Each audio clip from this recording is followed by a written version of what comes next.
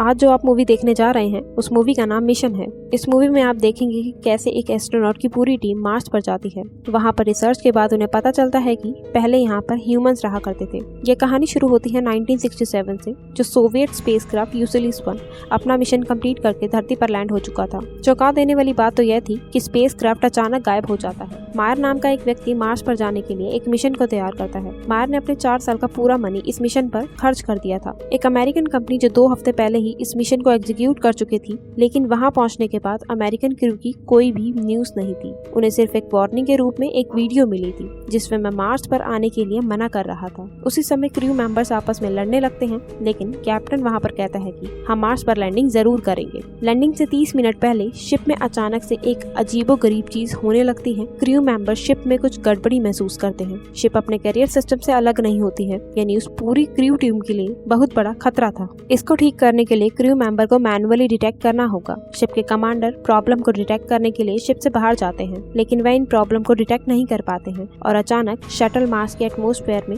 Enter हो जाती है, जिसके कारण शिप के कैप्टन ओपन स्पेस में गिर जाते हैं। पावर ऑफ होने की वजह से शटल मार्स पर क्रैश होने लगता है। इस वजह से उनके पास मैनुअली लैंडिंग के अलावा कोई ऑप्शन नहीं बचता है। जैसे तैसे शटल को लैंड कराया जाता है। इसी बीच उनके शटल में लो फ्यूल का वार्निंग शो होने लगता है। उनके पास जिंदा रहने के लिए मात्र एक ही दिन बचा था। अलेक्जेंडर अपनी विंडो से एक स्पेस सूट गिरा हुआ देखती है। वह समझ गई थी कि वह स्पेस सूट उसके हस्बैंड का ही है। अलेक्जेंडर स्पेस सूट को हाथ में लिए रोने लगती है। शिप की हालत को देखकर लोग समझ जाते हैं कि वह अब ऑर्बिट में नहीं जा सकते हैं और एक भयंकर तूफान काफी तेजी से उनकी ओर बढ़ रहा था। साइमन अपनी बात को रखने के लिए कहता है कि अमेरिकन शिप जो हमसे 2 हफ्ते पहले पहुंचा था यहाँ पे, वह भी शायद यहीं पर ही क्रैश हुआ था। हम लोग चाहें तो उसकी बैटरी यूज कर सकते हैं। अमेरिकन शिप को ढूंढने के लिए एक रोवर को भेजा जाता है और बाकी लोग शिप की मेंटेनेंस में लग जाते हैं। इंजीनियर बिसाइल कहता है उनके एआई के पास एनर्जी सेविंग फंक्शन भी मौजूद है। वह आयरन ई कोर को रिपोर्ट तो करता है, लेकिन इससे कुछ भी नहीं होता है। वहीं दूसरी ओर भेजे गए रोवर को अमेरिकन स्पेसक्राफ्ट का टूटा हुआ हिस्सा मिलता है, लेकिन उसके आसपास उसके क्रू का कोई भी सदस्य नहीं मिलता है। सभी लोग वापस आने लगते हैं। तभी उन्हें स्पेस सूट में एक बेहोश इंसान नजर आता है, जिसके पास स्पेसक्राफ्ट का ब्लैक बॉक्स भी था। जब टीम उस बेहोश इंसान को लेकर अपनी शिप पर आती है, पर उन्हें अंदर आने के लिए मना किया जाता है और वह कहता है उस मरे हुए इंसान के लिए वह डोर को नहीं खोलेगा। अलेक्जेंडर उन्हें कन्विंस करने की कोशिश करती है।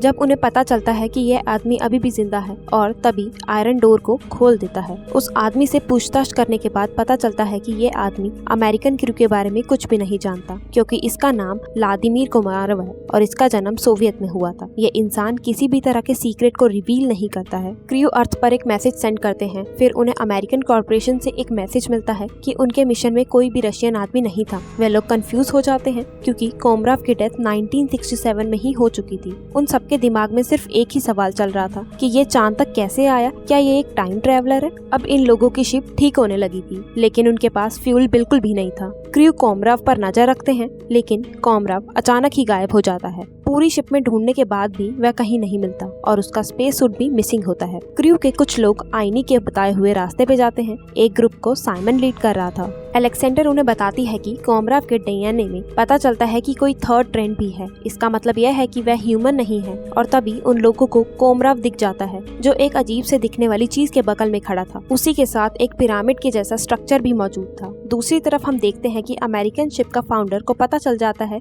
कि उन लोगों को एक आदमी मिला है। उसका मानना यह था कि जो आदमी उसे वहाँ मिला है वह एक एआई है। आर्नी जब इस स्ट्रक्चर को समझने की कोशिश करता है तो उसे पता चलता है कि ये स्ट्रक्चर अर्थ के एंशिएंट स्ट्रक्चर से काफी मिलता जुलता है। शिप में बचे हुए क्रू परेशान होकर यह सोचते रहते हैं कि क्या वह अर्थ पर पहुंच भी पाएंगे या नहीं। जब उन्हें अचानक एक दूसरी शिप दिखाई पड़ती है तो वह तुरंत लोग कोमराव से कांटेक्ट करते हैं। वह लोग कहते हैं कि हम अर्थ पर जाने में तुम्हारी हेल्प करेंगे, लेकिन मायर उन पर भरोसा नहीं करता। जीमा कोमराव को एक यूनिफॉर्म देती है जिससे वह उन लोगों से बचकर रह सके। यह यूनिफॉर्म पहनने के बाद मानो कि वह ऐसा लग रहा था जैसे उन्हीं के टीम का सदस्य हो। कुछ देर बाद वहाँ पर एडवर्ड और एडन नाम के 2 मिलिट्री के लोग आकर एडवर्ड उनसे कहता है कि जो ब्लैक बॉक्स तुम्हारे पास है वह हमें दे दो। मायर उन्हें ब्लैक बॉक्स दे देता है। उनकी केमिस्ट ईवा उन्हें कहती है जो स्टोन हमें मार्स पर मिला था वह एक अलॉय है जो अर्थ पर एग्जिस्ट नहीं करता है। इसमें एक थर्ड स्ट्रैंड डीएनए है जो कि कोमराव के डीएनए से मेल खाता है। मायर उन्हें कहता है कि अगर गोल्डस्टोन को इसके बारे में पता चल गया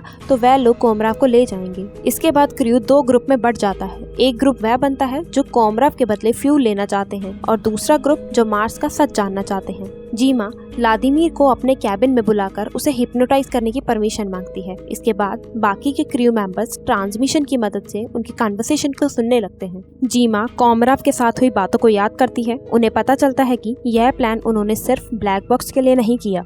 4 साल पहले रोवर ने अर्थ पर एक फोटो सेंड करी थी, जिसके कारण उन्हें पता चल चुका था कि उन्हें एक स्टोन मिला है। जीमा उन्हें बताती है कि यह एक इंफॉर्मेशन स्टोरेज सिस्टम है। इस समय इवान कहता है कि उसे मायर पर भरोसा नहीं है। वह कहता है कि वह गोल्ड स्टोन को सपोर्ट करता है। कुछ देर बाद बेसिल आकर बताता है कि कोमराव उसी तरह का प्रोग्राम है जिस प्रकार का स्टोन हमारे पास है, लेकिन यहाँ पर सबसे महत्वपूर्ण बात यह है कि वह ब्लैक बॉक्स की कॉपी कर चुका है जो उन्हें गीटा 1 से मिला था।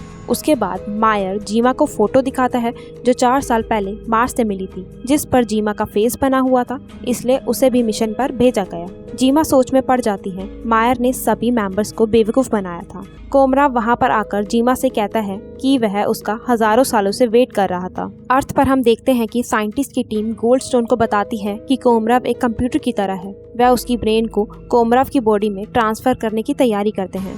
दूसरी तरफ हम देखते हैं जीमा साइमन के मना करने के बावजूद वह शिप से बाहर चली जाती है। ईमा और अलेक्जेंडर इंजन को टेस्ट करती हैं और देखती हैं कि उनका एक्सेस ब्लॉक हो चुका है। उन्हें पता चलता है कि उन्होंने खुद को रीप्रोग्राम कर लिया है। उससे पूछा जाता है कि ऐसा करने के लिए तुम्हें किसने परमिशन दी, लेकिन वह इसका कोई भी जवाब नहीं देती है।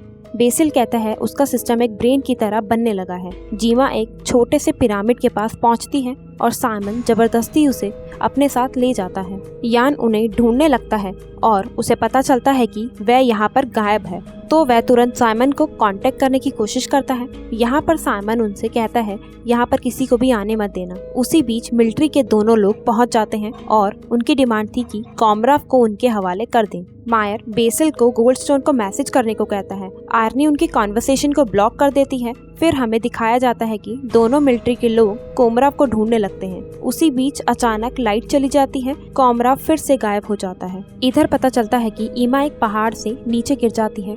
वह नीचे गिरने के बाद बेहोश हो जाती है। जब उसे होश आता है उसे पता चलता है कि उसका एक पैर बहुत बड़े पत्थर के नीचे दबा हुआ है। दूसरी तरफ मिलिट्री की खोज में शिप के क्रू मेंबर को धमकी के साथ पूछते हैं कि तुमने कोमराव को कहाँ छुपाया है। फिर हमें ईमा को दिखाया जाता है।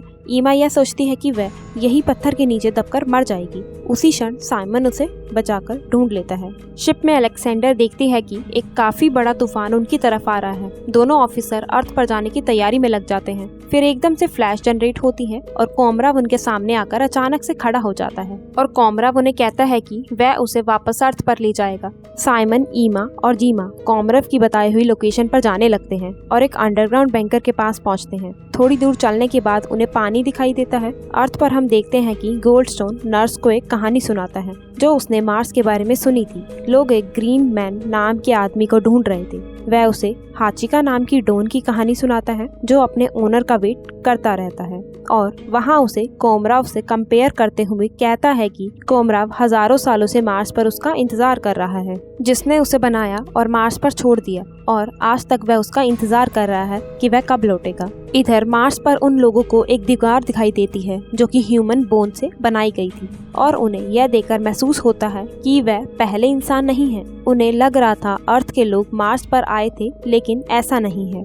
उधर शिप पर काफी बहस होती है और यैन अपनी बंदूक निकालकर कहता है कि वह लोग अमेरिकन शिप का यूज कर अर्थ पर जरूर जाएंगे। वह कोमराव पर गोली चला देता है और इधर जीमा अचानक जमीन पर गिर जाती है और जीमा वहां से भाग जाती है। अलेक्जेंडर कोमराव की मदद करने की कोशिश करती है और इधर साइमन जीमा की मदद करता है, लेकिन कोमराव मर जाता है और जीमा भी सांस लेना बंद कर देती है। उसके बाद साइमन जब अपना हेलमेट उतार देता है तो वह गुफा में हवा को देखकर हैरान हो जाता है। वह जीमा के मुंह में सांस भरता है और जीमा वापस से होश में आ जाती है। इधर जीमा भागती हुई अपनी शिप के पास जाती है। मायर छुपकर एक क्रू की तलाश में जाता है क्योंकि अमेरिकन ने उसे अर्थ पर ले जाने के लिए मना किया था। इधर जीमा एक लाइट को देखती है और साइमन के साथ चल देती है। बाहर निकलने पर उन्हें एक आदमी दिखाई देता है। यह और कोई नहीं बल्कि कोमराव ही था।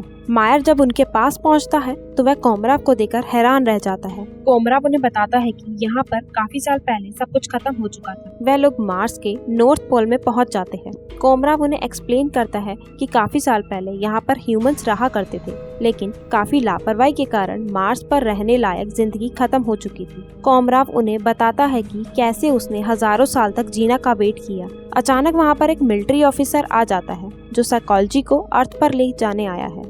वह उनके ऊपर आयरन तान देता है। जीना कोमराव से मदद मांगती है, लेकिन अचानक सांस ना लेने की वजह से वह ऑफिसर जमीन पर गिर जाता है। शिप पर वापस आने के बाद साइमन वापस निकलने का ऑर्डर देता है। जीमा, जो कि जलियन शिप पर है, लोगों से कांटेक्ट करने की कोशिश करती है, लेकिन बदकिस्मती से किसी का भी जवाब नहीं आता है। वह अर्थ पर अकेले जाने का डिसाइड करती है। दूसरे शिप का क्रू भी उसकी शिप की ओर बढ़ता है और उसे कांटेक्ट करते हुए कहता है कि एक आदमी की डेथ हो चुकी है, लेकिन वह कोई रिस्पॉन्स नहीं करती है। उसके बाद मायर बोलना शुरू कर देता है। वह उसे अपने पास्ट रिलेशन के बारे में बताता है। वह चाहता है कि उसका नाम इतिहास में बना रहे और इसके लिए वह कुछ भी करने को तैयार है। और कुछ ही देर बाद वह रिस्पॉन्स करती है और उन्हें जल्दी आने को कहती है। गोल्डस्टोन सुन लेता है कि जीमा दूसरे क्रू की हेल्प कर रही है, तो वह उसके कंट्रोल पैनल को ब्लॉक कर देता है और सभी लोग अपने शिप में बैठे अपनी मौत के इंतजार करते हैं। जीमा किसी तरह से अपनी पावर को इस्तेमाल करके कंट्रोल पैनल के ब्लॉक को हटा देती है। अचानक उन्हें अपने शिप के सामने एक मिलिट्री ऑफिसर दिखाई देता है जो कि उनके शिप के इंजन को तोड़ने की कोशिश करता है। साइमन उसे रोकने के लिए बाहर जाने ही लगता है, लेकिन उससे पहले जीना बाहर आ जाती है। जीना मिलिट्री ऑफिसर पर गन तान देती है, लेकिन उससे कहती है मार्सी उसे मारेगा और काउंटडाउन शुरू कर देती है। जीना को रियलाइज होता है कि वह अब वापस नहीं जा सकती। शिप टेक ऑफ हो जाता है। मायर नोटिस करता है कि मार्स के नॉर्थ पोल पर अंधेरा है। उधर गोल्डस्टोन काफी गुस्से में होता है और कहता है कि वह खुद मार्स पर जाएगा और यहीं पर मिशन मूवी का पहला सीजन खत्म हो जाता है। एक्सप्लेनेशन कैसी लगी इसका जवाब आप जरूर दीजिएगा कमेंट में और इसे लाइक करना मत भूलिएगा दूसरे पार्ट के लिए।